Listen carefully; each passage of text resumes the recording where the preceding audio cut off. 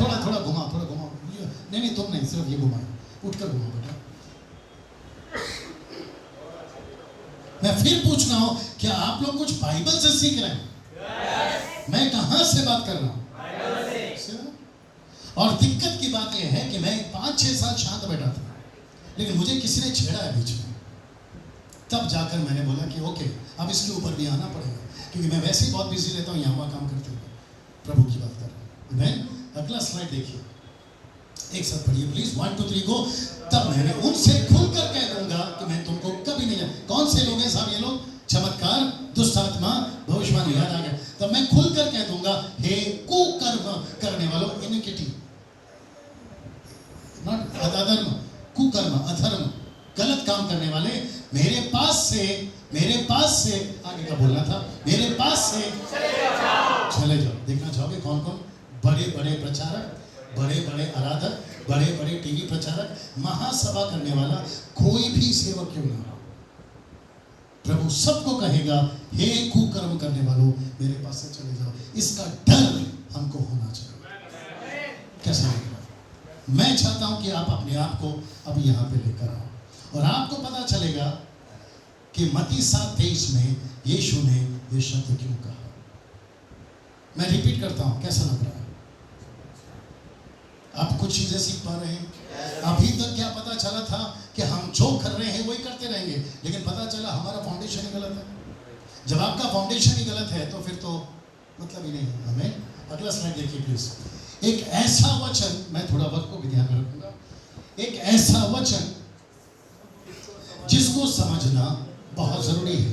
मैं समझता हूं कि वो कौन सा वचन होना चाहिए, और जिसको सही संदर्भ में, जिसको कहते हैं ऑन राइट कॉन्टेक्स्ट, सही संदर्भ में समझना बहुत जरूरी। कौन सा है वो वचन जिसको समझना बहुत जरूरी है? वर्शिप से रिलेटेड है। चलिए मैं बताता हूँ।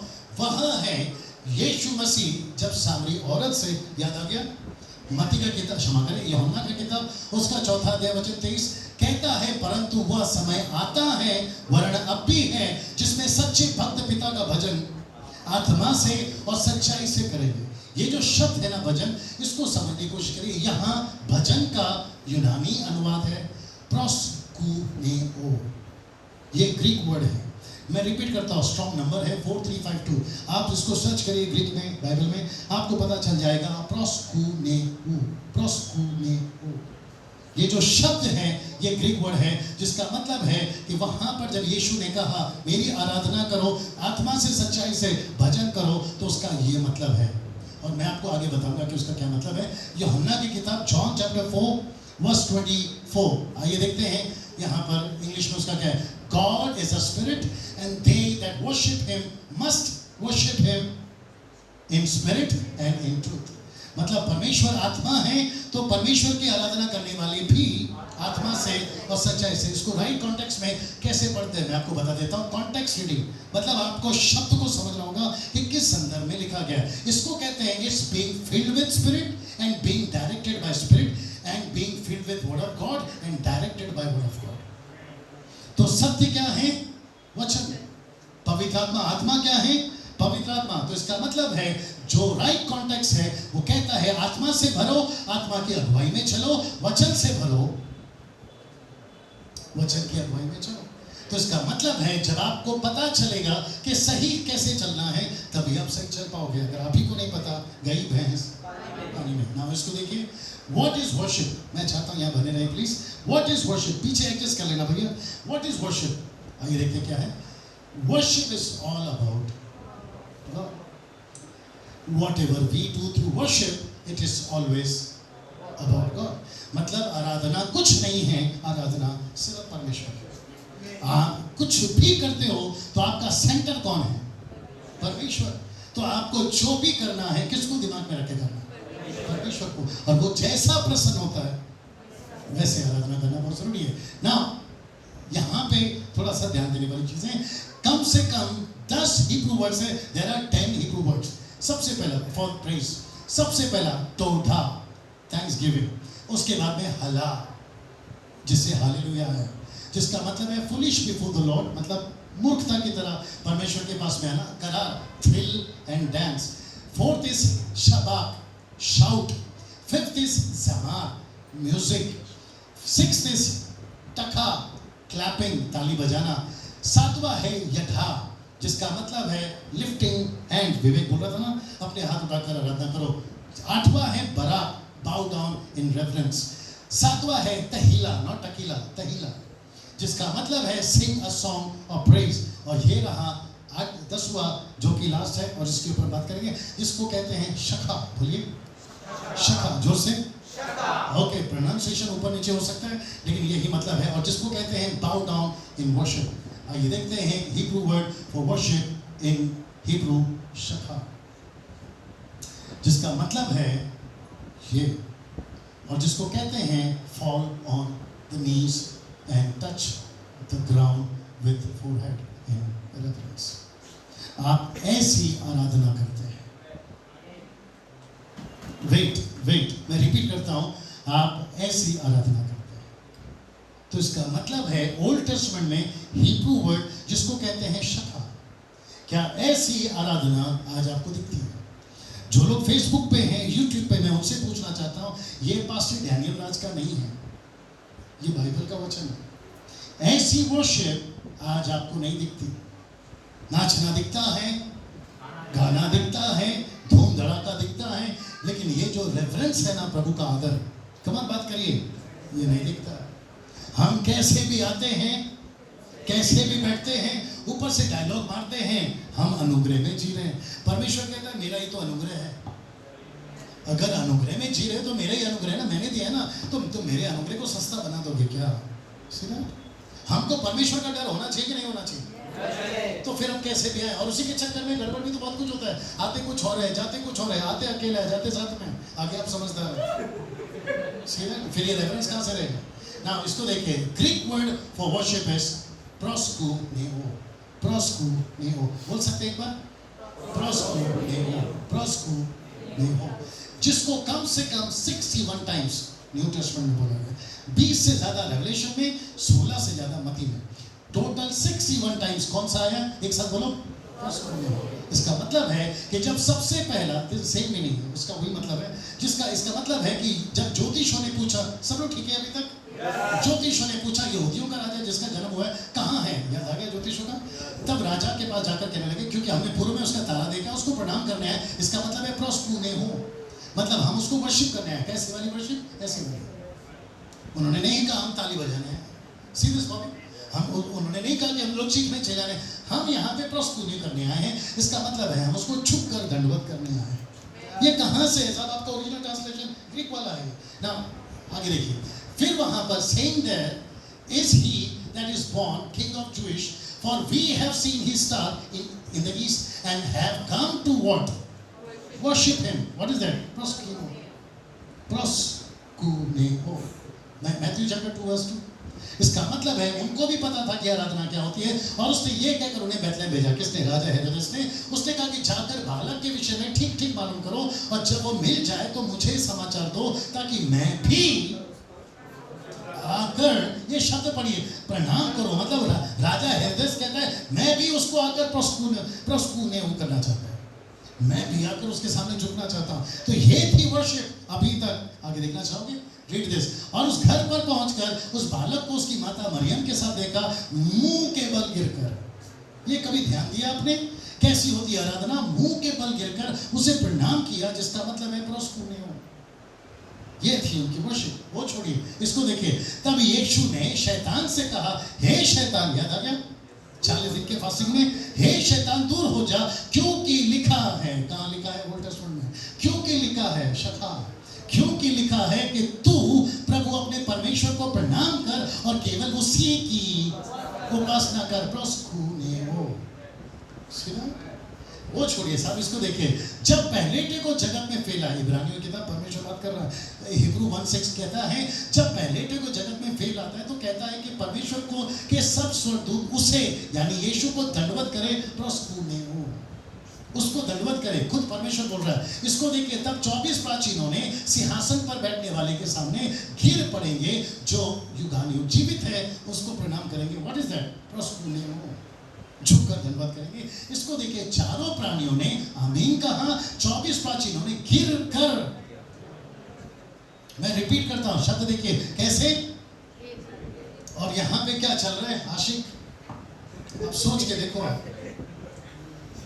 हाँ, वो दिन दूर नहीं है कि मजनू बन जाएगा यीशु मसीह, हीर बन जाएगा यीशु मसीह। और मुझे नहीं समझ में आता, मैं फिर कहता हूँ मैं किसी का मजाक नहीं उड़ा, ये सब अपने लोग थे, मैं किसी का मजाक नहीं उड़ा, लेकिन मैं परमेश्वर का मजाक नहीं उड़ाने दूंगा। कैसा लग रहा है भैया? कमान बात करिए, मैंने पूछा कैसा लग रहा है? सीधा ना, इसको देखिए, वह प्रकाशित वाक्य 7:11 में सारे स्वर्गदूत और सिंहासन पर 24 प्राचीनों और चारों प्राणियों के चारों ओर बड़े खड़े हैं। फिर वे सिंहासन के सामने, शब्द को 3 से पढ़िए, लिखा है मुंह के बल गिर पड़े। और क्या लिखा है? परमेश्वर को। मैं चाहता हूं कि सारे वर्शिपर्स, पूछो क्या, एक बार यहां पहुंच जाए। और स्वर्ग में कैसी होती है वर्शिप, एक बार देखकर नीचे आ जाए। मैं डंके की चोट पे बोलता नाटक बंद हो जाएगा। तुम यस नो? इसको देखिए इसका, ये रहा Hebrew word in old testament. क्या है भैया? शखा। सब लोग बोलिए शखा। ये शखा क्या है आइए देखते हैं। उत्पत्ति की किताब 24:25, जो कि अब्राहम का नौकर था ना, उसने जाकर जब परमेश्वर के दास के बेटे के लिए बहू ढूंढा तो वहां पर उसने लिखा है, तब पुरुष ने सिर झुकाकर यहोवा को। ये आजकल काम गया साहब, ये है सच्ची आराधना। मैं रिपीट कर रहा हूं, ये है सच्ची आराधना। आगे देखिए क्योंकि मुझे वक्त को भी ध्यान में रखना।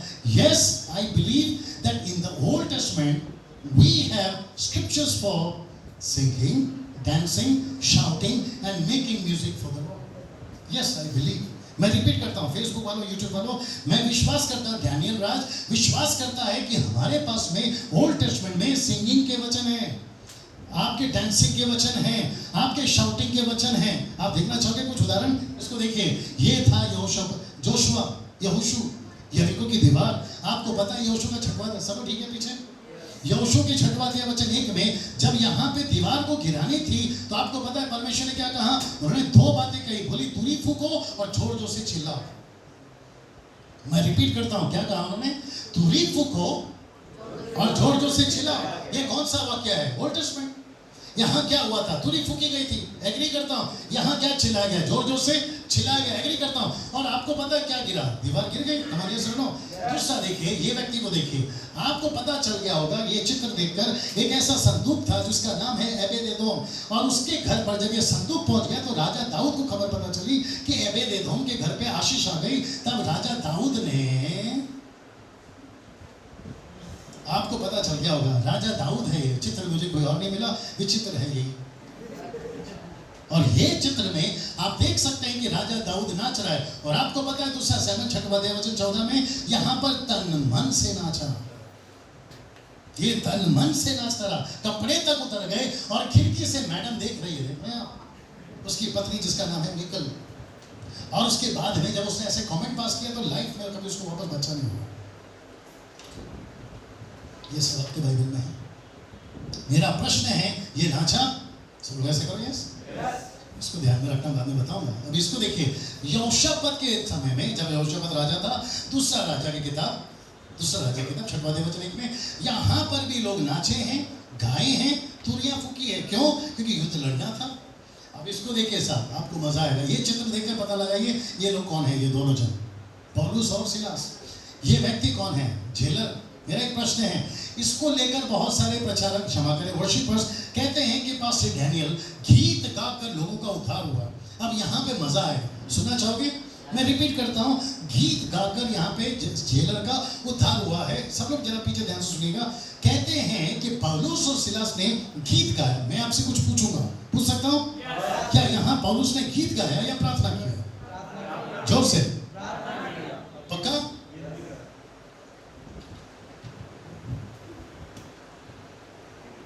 ओके, अगर किसी ने ढूंढ लिया है तो मुझे नहीं पता, लेकिन मैं आपको बताना चाहता हूं यहां 2 बातें हुई हैं। कितनी? 2। सबसे पहले यहां प्रार्थना हुआ है। शब्द पे ध्यान दीजिए, प्रार्थना करते करते वो भजन गा रहे थे। अब आप कहोगे पास्टर डैनियल ये भजन क्या है? तो आप चले जाओ ग्रीक में पढ़ने के लिए, तो वहां पर आएगा हिम्स। हिम्स समझते हैं आप? हिम्स, हिम्स, हिम्स गीत नहीं है, पोएट्री है। आप हिम्स को गाते नहीं हैं, आप हिम्स को बोलते हैं। जिसको पोइट्री भी बोलते हैं। आ रहा है ना भैया समझ में? तो इसका मतलब है गीत पे जोर नहीं है, प्रार्थना करते करते पोइट्री बोला, गीत में बनाकर। और मैं आपको बताऊंगा आगे क्या है। दूसरा, आपको क्या लगता है कि जेलर सुन रहा था? जेलर सुन रहा था? भैया मैं कुछ पूछता हूं तो जवाब दीजिए। जेलर सुन रहा था? विवेक थोड़ा घुमाओ सबकी तरफ। क्या जेलर सुन रहा था? मैं आपको सबको पूछना, तुम भी थोड़ा घुमा दो, क्योंकि इनको भी पता होना चाहिए ना कि मैं कहाँ हूँ। हाँ, नहीं वो नहीं आएगा, शायद आएगा, नहीं आएगा, फोटो नहीं है ना वो। यहाँ पे अभी तक कितने लोग देख रहे हैं विवेक? अच्छे खासे लोग देख रहे हैं। ओके, या जो यूट्यूब पे है मैं उनको भी बताना चाहता हूँ, थोड़ा नीचे करो, नीचे करो, नीचे करो, नीचे करो, हाँ उसको नीचे करो, वेरी गुड। मैं चाहता हूँ, मैं फिर पूछ रहा हूँ, पीछे वाले जरा ऐसा लगता है उनको कर्जे पे खड़ा किया, भैया हाथ उठाओ जरा। मैं फिर पूछ रहा हूँ, क्या जेलर यानी कि जो सूबेदार जेलर है वो सुन रहा था? यस और नो? मनोज क्या बोलते हैं? जेलर सुन रहा था कि क्या कर रहा था? क्योंकि 90% वर्शिपर ये कहते हैं पौलुस ने गीत गाया, जेलर का उद्धार हो गया। तो मैं पूछना चाहता हूं, आपको क्या लगता है वो सुन रहा था? यस और नो? फिर वो क्या कर रहा था? ओके, प्रार्थना कर रहा था। आइए सही जवाब क्या है? लिखा है दरोगा सो रहा था। अगर किसी को डाउट है तो आप 27 पढ़ लो, वचन पद 27। अगर किसी को डाउट है तो पहला ना तो गीत पे फोकस है, प्रार्थना पे फोकस है। दूसरा, दरोगा जागा नहीं, सो रहा है। तो जो आदमी सो रहा है, सी बॉबी, जो आदमी सो रहा है, विशाल ना विलास, जो आदमी सो रहा है वो सो रहा है, कहां से सुन रहा है? और आप स्टेटमेंट देते हो विदाउट रीडिंग द स्क्रिप्चर। यार हम उल्लू बनते हैं, इतना भी नहीं बनते यार। मैं जो जितने भी वर्शिपर्स है ना, मैं सबको बोलना चाहता हूँ अपनी बाइबल स्टडी ठीक करो, या वचन को पहले ठीक से पढ़ो, क्योंकि लिखा है दरोगा सो रहा था। ऐसा लिखा है कि वो जागा, इसका मतलब क्या है भाई साहब? सो रहा था। वो जागा मतलब वो सो रहा था। सी दैट ना? मेरा प्रश्न है, ये घटना भी हुई है ना, इन सब को अगर आप देखोगे, ये सब जो हुआ था, अगर आप इसको एक शब्द में अगर बोलोगे तो उसको कहोगे ये सब एक घटना था। क्या क्या घटना था? ये एक घटना था, और एक क्या घटना था? ये एक घटना था, और एक क्या था? कम ऑन बोल दीजिए ना। ये एक घटना था, और एक क्या था? ये घटना था। आप घटना को डॉक्ट्रिन्स कैसे बनाते हैं? मैं रिपीट करता हूं, आपने घटना को इंग्लिश वर्ड क्या बोलेंगे? इंसिडेंट्स, कोइंसिडेंस, इंसिडेंस, एक एक्सीडेंट, ये घटना थी, नॉट एक्सीडेंट, ये घटना थी, ये सच में हुआ था। सब लोग एक साथ बोलो, ये हुआ था, और ये बहुत अच्छे के लिए हुआ था। यहोशूपत ने चीख चीख कर, तुरी फूंक फूंक कर दीवार गिराई, इन लोगों ने नाच नाच कर परमेश्वर के संदूक को लेकर गया। यहाँ पे राजा ने नाचना गाना सब कुछ किया, और यहाँ पर प्रार्थना की गई, और उसके बावजूद यहाँ पे भूकंप आ गया, सब कुछ हो गया। अच्छा है, ये सब क्या है साहब? एक घटना है। घटना अलग होती है, स्टेटमेंट अलग होता है, ताना अलग होता है, उसका आज्ञा अलग होता है।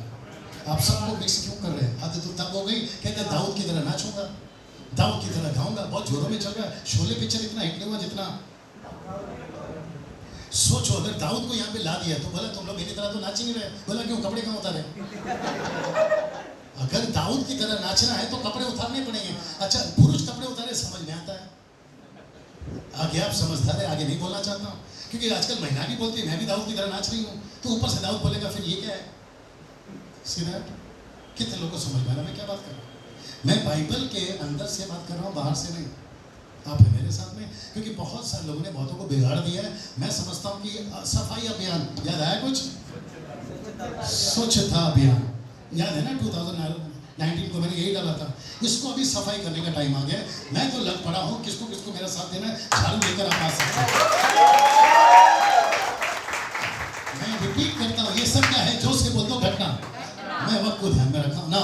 ये रहे आपके पवित्र आत्मा, और इनके पास में एक प्रश्न है, आइए सुनते हैं। But now in the ministry of Holy Spirit we have to do accordingly into his way. हम पवित्र आत्मा के तरीके से काम करना है, ना कि घटना। आप समझ गए ना? ना कि घटना, हमको पवित्र आत्मा के तरीके से। कमान बात करिए, ये सुनो। कुछ चीजें देखिए, जल्दी से जाएंगे। याद रहे, हम नई वाचा के लोग हैं। हम दाऊद की तरह, हम जोशुआ की तरह यहोशापात की तरह नहीं कर सकते। एक साथ पूछो क्यों? क्योंकि हम नई वाचा के लोग हैं। हिब्रू 8:8, जर्माया 31:31 और 1 कोरिन्थी 11:25 लिखा है, मैं नई वाचा बांधूंगा। और आपको पता होना चाहिए कि मत्ती 11:11 में क्या लिखा है। मत पढ़ना, सिर्फ यहाँ देख लो। मत्ती 11:11 में लिखा है, यूहन्ना बपतिस्मा देने वाले से बढ़कर हम हैं। मैं रिपीट करता हूँ, यूहन्ना बपतिस्मा देने वाले से बढ़कर हम हैं। पता है क्यों? क्योंकि यीशु ने खुद कहा मत्ती 11:11 में, जितने मां के पेट से पैदा हुआ है यूहन्ना से कोई बड़ा नहीं है। आदम को छोड़ बाकी सब यॉहन द बैप्टिस्ट सबसे बड़ा है। लेकिन यीशु ने कहा जो परमेश्वर के राज्य में छोटा है वो यूहन्ना से भी बड़ा है। तो आपकी और मेरी गिनती कहाँ है? यूहन्ना से बढ़कर है, क्योंकि हमने यीशु मसीह के साथ अपने आप को छोटा किया। Come on. तो आप और मैं नई वाचा के लोग हैं, तो फिर ओल्ड टेस्टमेंट की वाचा को लेकर क्यों चल रहे साहब? घटना को लेकर क्यों चल रहे हो? सीरियस? कैसा लग रहा है कृष्णा? Serious brothers? सीरियस? हम ओल्ड टेस्टमेंट की घटना को लेकर क्यों चले? ना इसको देखिए साहब, इसको छोड़ दीजिए, इसको देखिए, इसको एक साथ पढ़ते हैं। आप पुराने नियम के कोई भी वचनों को आउट ऑफ कॉन्टेक्स्ट में लेकर पवित्र आत्मा की सेवा में जोड़ नहीं सकते। यस और नो? आप ओल्ड टेस्टमेंट का कोई भी स्क्रिप्चर आप पवित्र आत्मा के साथ नहीं जोड़ सकते। भजन संहिता में ऐसा लिखा है, उसमें ऐसा लिखा है, मैं करूंगा नो। आपको पवित्र आत्मा को सुनना होगा, क्योंकि अभी पवित्र आत्मा चला रहा है, दाऊद नहीं, अब्राहम नहीं, याकूब नहीं। यस और नो? तो जैसा पवित्र आत्मा चाहता है हमको वैसी सेवा करना है ना। ये बहुत डेंजर चीज है। मैं चाहता हूँ कि इसको समझ लिया तो आप लोग बहुत कुछ समझ जाओगे। कोई बता सकता है ये कौन सा वाक्य है? ओके, मैं आपको बताता हूँ, अब आपको समझ में आ गया। ये जो है ना, ये आदमी, ये मूसा का बड़ा भाई है। बड़ा भाई बिगड़ गया, ये आदमी बिगड़ गया। अब जिसको समझ में आ रहा है, आप लोग एंजॉय कर रहे होंगे। ये जो व्यक्ति है ये कहता है कि मूसा चले गए ऊपर, अब नीचे वो नहीं आ रहे, इसलिए क्या करते हैं, कानों की बालियां निकाल कर, बड़े ध्यान से सुना, बड़ा गजब का पॉइंट है। कानों की बालियां निकाल कर ठोक ठोक कर एक बछड़ा बना लिया, काय का? सोने का। अगर आप देख सको तो यहाँ पर भी तुरिया फूकी जा रही है, यहाँ पर भी चीखना चिल्लाना हो रहा है, यहाँ पर तो गजब ही हो गया साहब। और आप देखना चाहोगे यहाँ पर क्या हुआ है? यहाँ पर भी दो बातें हुई है, यहाँ पर भी दो बातें हुई है। पहला हुआ है पद 18 में गाना, और वचन 19 में नाचना। तो इसका मतलब है आज गाय का बछड़ा तो नहीं है, लेकिन नाचना गाना जरूर से। आप समझे कि नहीं समझे? मैं रिपीट करता हूं कि आज गाय का बछड़ा तो नहीं है, लेकिन नाचना गाना जरूर से है। मेरा एक प्रश्न है, जरा इसको पढ़िए। इस घटना को देखकर यहोवा ने कहा, मुझे नहीं पता कि मैं इसको कैसे बोलूं, मुझे ऐसा लगता है कि मुंबई को देखकर परमेश्वर कह रहा होगा ये बिगड़ गए हैं, पूना को देखकर कह रहा होगा ये बिगड़ गए हैं, नागपुर को देखकर कह रहा होगा ये बिगड़ गए हैं, गुजरात को देखकर कह रहा होगा ये बिगड़ गए हैं। वचन 7 में परमेश्वर कहता है मूसा नीचे जा और इनको देख, ये सब के सब बिगड़ गए और कर क्या रहे साहब? नाचना होगा। मेरा एक प्रश्न है, आई थिंक वो यहाँ पर है। ओके, मेरा एक प्रश्न है, एक साथ पढ़िए। आप नाच कैसे सकते हैं? This is the question. आप कौन बात करेगा? कोई भी व्यक्ति बात करो मेरे साथ में। कृष्णा तू बात कर छोटे। नाच कैसे सकते हैं? चर्च में नाच कैसे सकते हैं? मैं यहाँ चिढ़ा हुआ हूँ, लेकिन फिर भी प्यार से पूछ रहा हूँ, नाच कैसे सकते हैं? मुझे प्लीज कोई भी बात करो। आप चर्च में, अजय पास्टर बात करो, विवेक बात करो, आप लोग चर्च में नाच कैसे सकते हैं? क्या रीजन है कि आप नाच रहे हैं? एक रीजन बताओ मेरे को। और यही चीज मैं यूट्यूब वालों से पूछ रहा हूँ, यही चीज मैं फेसबुक वालों से पूछ रहा हूँ, आपको नाचने के लिए कौन सी चीज मजबूर कर रही है? एक ऐसा वचन बता दो, ये वचन है मैं इसलिए नाच रहा हूँ। कम ऑन बात करिए, कम ऑन बात करिए। एक रीजन, आप नाच कैसे सकते हैं चर्च में? Give me the reason.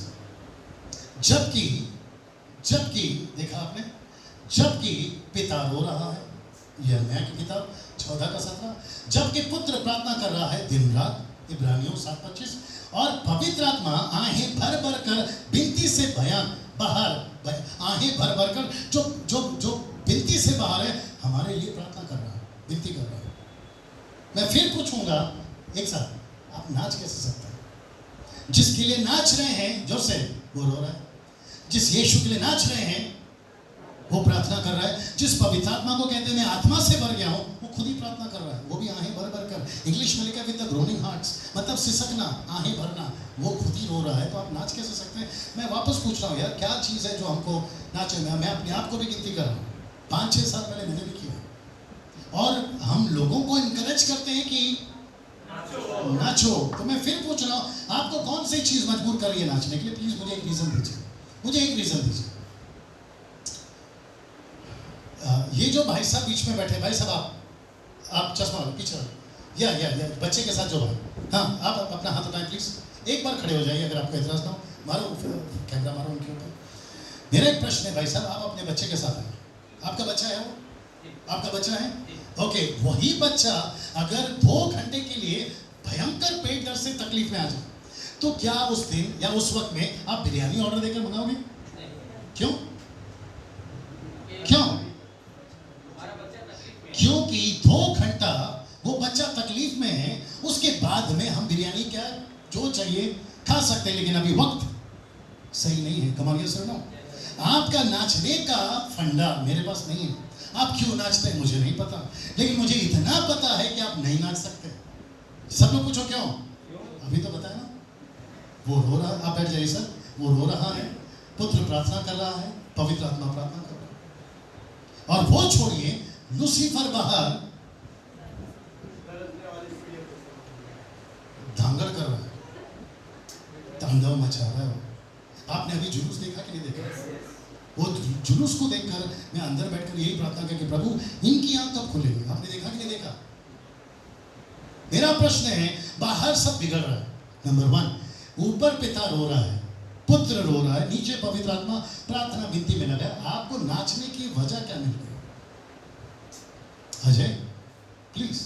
Okay, और एक चीज है, बॉबी और विलास, आप लोग पहले आ गए थे, आज हम लोग आए थे, लेकिन आप हमारे बाद आ गए। आपने यहाँ पे देखा कि यहाँ पे म्यूजिक नहीं बजा, जबकि म्यूजिक वहाँ पीछे रखा हुआ कीबोर्ड। लेकिन मैंने विवेक को कहा कि अगर तुम अभी कीबोर्ड सेट करोगे बॉबी, तो तुमको कीबोर्ड पैकअप करके फिर पीछे ले जाना, उसमें मैं डिस्टर्ब हो जाऊँ। मैंने इनसे कहा कि आप कीबोर्ड मत बजाओ, जबकि कीबोर्ड है और ये लड़का अच्छा खासा बजा लेता है, उसमें रिदम है, लेकिन आपका कम से कम 1.25 घंटा वर्शिप कैसे चला विदाउट म्यूजिक? मेरा एक प्रश्न है, आपको कैसा लगा मुझे नहीं मालूम, लेकिन आपको क्या लगता है उनको अच्छा नहीं लगा होगा? नहीं, उनको अच्छा नहीं लगा होगा। तो परमेश्वर ऊपर बोलता होगा कि यार विवेक आज मजा नहीं है, ऐसा बोलेगा यार? क्यों मजा नहीं है? परमेश्वर बोलेगा विवेक तूने आज कीबोर्ड नहीं बजा। कम ऑन यार, हाथ होती है। मेरे को कुछ लोग बोलते हैं डैनियल भाई बिना वर्शिप करे तो प्रीचिंग करने कैसे लगते हैं? मैंने बोला ऐसे। मेरा एक प्रश्न है, क्या परमेश्वर हमारे गीतों का मोहताज है? प्लीज जवाब दीजिए। मतलब ये तो बाहर वाला सिस्टम हो गया, जब तक नहीं पढ़ोगे, जब तक नहीं बजाओगे, हद होती है यार, जब तक नहीं चढ़ाओगे, क्या क्या समझ के क्या रखा? मर गया है क्या वो अंदर वाला कि तुम आवाज करके जगा रहे हो उसको, फिर नहीं उठा तो पानी छिड़क रहे हो थोड़ा हुआ का, फिर बाद में पता चला आदमी मर गया, फूल चढ़ा के चले जाते हो? क्या समझ के रखा है साहब आपने? और कहते हैं कि पास्टर डैनियल आपकी मीटिंग में तो वर्शिप होती नहीं है। मेरा प्रश्न है, तेरी में होकर तूने क्या कर लिया? नहीं, मेरा प्रश्न है, मेरे में नहीं होती, तेरे में होती है, तो तूने क्या कर लिया? अभी भी तेरे यहाँ पे सुबह 4 से लेकर 8 बजे तक लोग भीतर का घंटी तो बजा रहे हैं। हद होती है यार, कैसा लग रहा है भैया बताओ? तो यहाँ पे इंपॉर्टेंट ये नहीं है कि आप कितना नाच रहे, कितना गा रहे, ये देखो ना ये तीनों क्या कर रहे हैं। कैसा लग रहा है ब्रदर? सीधा ब्लैक शर्ट में ब्रदर, सोचो क्या चल रहा है, देखो। यस सर, नो, मैं समाप्ति की तरफ हूँ, इसको देखो सर, ये गजब का आदमी है और उसका नाम है शैतान। तो मैंने लिख दिया कि उसको भी पता है, शब्द देखो, आराधना क्या होती है। आपको पता है क्यों? क्योंकि इसी ने यीशु मसीह के पास में आकर कहा कि यदि तू गिर कर मुझे प्रणाम करे तो उसको नहीं हो, अगर प्रणाम करे तो मैं ये सब कुछ तुझे दे दूंगा। तो इसको तक पता है, किसको? इसको तक पता है कि आराधना कैसे होती है। जब इसको पता है कि आराधना कैसी होती है, हम तो परमेश्वर के बच्चे हैं, हमको तो पहले ही पता होना चाहिए आराधना कैसी होती है। वक्त की कमी है ना। इसको देखिए यहाँ पर, क्या कहीं भी पुराने नियम में पवित्र आत्मा ने कुछ भी आराधना के बारे में कभी भी बोला है? यस और नो? मतलब पवित्र आत्मा ने ओल्ड टेस्टमेंट में हो या न्यू टेस्टमेंट में हो, खास करके न्यू टेस्टमेंट की बात करूंगा, क्या कभी पवित्र आत्मा ने आराधना के बारे में कभी कुछ बोला? मैं आपको कुछ एग्जांपल देता हूं। सबसे पहला, पवित्र आत्मा के total 5 fold ministry. In the 5 fold ministry I don't see worship ministry. Second, in the 9 gifts of the Holi spirit I don't see worship gift. ना तो 5 फोल्ड मिनिस्ट्री में वर्शिप की मिनिस्ट्री देख रहा हूं और ना ही वर्शिप का गिफ्ट देख रहा हूं। तो इसका मतलब है कि पवित्र आत्मा ने कभी आराधना की मिनिस्ट्री दी ही नहीं और कभी गिफ्ट दिया ही नहीं। तो इसके लिए आप इसको पढ़िए, कुलुस्सियों 3:16 क्या कहता, पढ़िए, और अपने अपने मन में अनुग्रह के साथ परमेश्वर के लिए भजन और स्तुति गान यानी हिम्स और आत्मिक गीत गाओ। लेकिन कहां पर? एक साथ बोलो, अपने अपने मन में। ये मेरा वचन है कि प्रभु का वचन है? दूसरा, इफिसियों 5:19 कहता है आपस में भजन और स्तुति गान और आत्मिक गीत गाया करो। वो भी कहां? एक साथ पढ़ो, अपने अपने मन में, प्रभु के सामने गाते और कीर्तन। कीर्तन मतलब सिंगिंग मेलोडीज, कीर्तन करना, मेलोडीज गाना। और वो भी कहां? एक साथ बोल दो, अपने अपने मन में। लेकिन यहां पर क्या चल रहा है? बाहर, और वो भी धन में। मन का छोड़ो, खेल किसका है? धन का है। अब इसको देखिए, मैं चाहता हूं कि non biblical and out of context topics, आइए देखते क्या है ऑन वर्शिप। सबसे पहला पावर ऑफ वर्शिप, कहते हैं अनॉइंटिंग कम्स थ्रू वर्शिप, फिर कहते हैं इंपॉर्टेंस ऑफ वर्शिप, फिर कहते हैं ब्रेक थ्रू फ्रॉम वर्शिप, फिर कहते हैं गॉड्स प्रेजेंस थ्रू वर्शिप, फिर कहते हैं डिलीवरेंस थ्रू वर्शिप, और फिर कहते हैं कर्स ब्रोकन थ्रू वर्शिप। मेरा प्रश्न है, ये बिब्लिकल है या नॉन बिब्लिकल है? जो यूट्यूब पे उनको पूछ रहा हूं, जो फेसबुक पे उनको पूछ रहा हूं।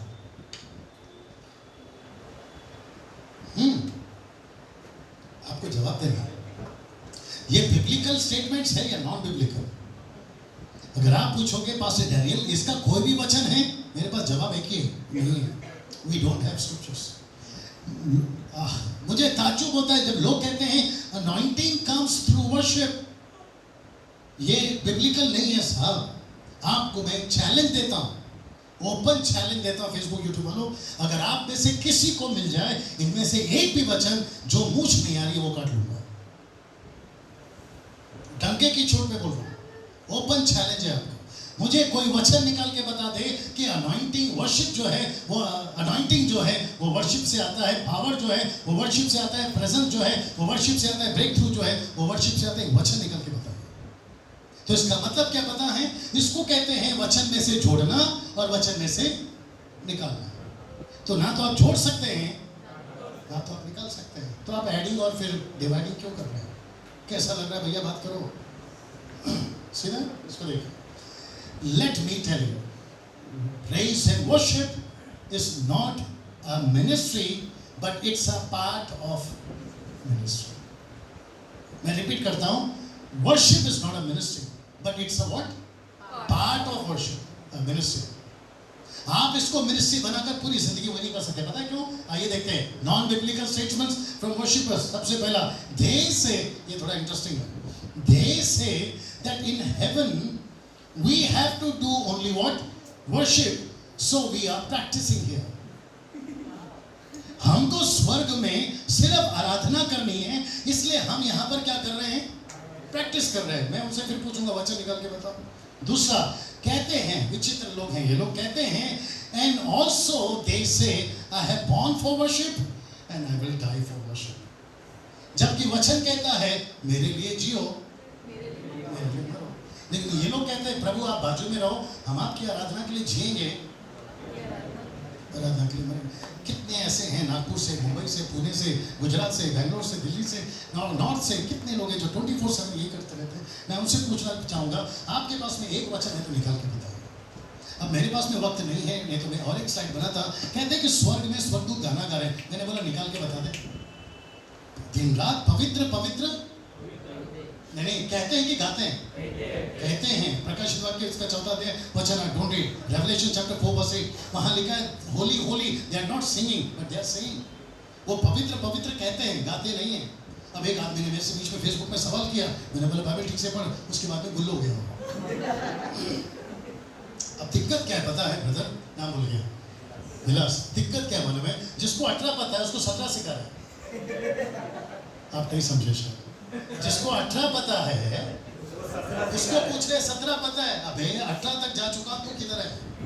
मेरे को 19 बता, फिर पता लगा। कैसा लग रहा है सर? तो यहाँ पे ये सारे जो नॉन बिब्लिकल स्टेटमेंट्स है, कहाँ से? आराधकों के द्वारा। और वो भी कौन देते हैं मालूम है? अच्छे अच्छे, मेरा हाथ देख लो, कौन वाले? नेशनल है भी और इंटरनेशनल भी, अच्छे अच्छे, और वो भी बड़े बड़े स्टेट से। और बेचारी आप जो भोली वाली पब्लिक है ना, वो उल्लू बन जाती है। बोला यार बड़ा सेवक है, सही तो बोलता होगा, बड़ा सेवक है, रिस्पेक्ट करता हूँ, लेकिन वचन का बेस किधर है? कोई भी आकर बड़ा सेवक बोल सकता है। अभी से हम यीशु को नहीं मानेंगे, किसी और को मानोगे तो क्या फिर आंख बंद करके उसके पीछे चले जाओगे? नहीं लिखा है ठोकर मत खाओ, और जिसके कारण ठोकर लगती है गले में चक्की का पार्ट बांध के उसको गहरे समुद्र में छोड़ दो। इसका मतलब क्या? ठोकरों का लगना जरूरी है, लेकिन हम ठोकर क्यों खाए? जिसको वचन पता है। सीधे हल्के से पड़ोस वाले कोनी मारो और बोलो थोड़ी देर आओ। इसको पढ़िए एक साथ 1 2 3 को। कहते हैं कि गीत गा गाकर अविश्वासियों को प्रभु मिलाएंगे। ये तो सुना होगा आपने। मैं उनको बोलता भाई बाहर तो सोनू निगम है उनके पास में, अरिजीत सिंह है उनके पास में, ए.आर. रहमान है, और अभी कितने सारे लड़के तैयार हो रहे हैं उनके पास में, तुम्हारे से अच्छी गायकी है, और तुम कौन सा गाकर? और वो भी छोड़ो, चलो मान लेते थोड़ी देर के लिए, क्योंकि ऐसे लोग हैं इसके अंदर। चलो मैं 25 साल से देख रहा हूँ, कहाँ से गा के तुमने किसको अंदर ला लिया? तुम खुद ही ठीक से अंदर नहीं आए, बाहर वाले को कैसे तुम अंदर ला सकते हो? और बाहर की पब्लिक हमारा सुनेंगे कि अपना ढिंचा है? नहीं, मैं पूछ रहा हूँ, बाहर की पब्लिक आपका गाना सुनेगी जिसका सुरताली ठीक नहीं है, कि बाहर का ढिंचा है? आप सोच के देखिए सीधा। तो इसका मतलब है कि ये भी स्टेटमेंट आपका फेल हो जाता है। आप गीत से किसी को नहीं बदल सकते, वचन से बदल सकते हैं।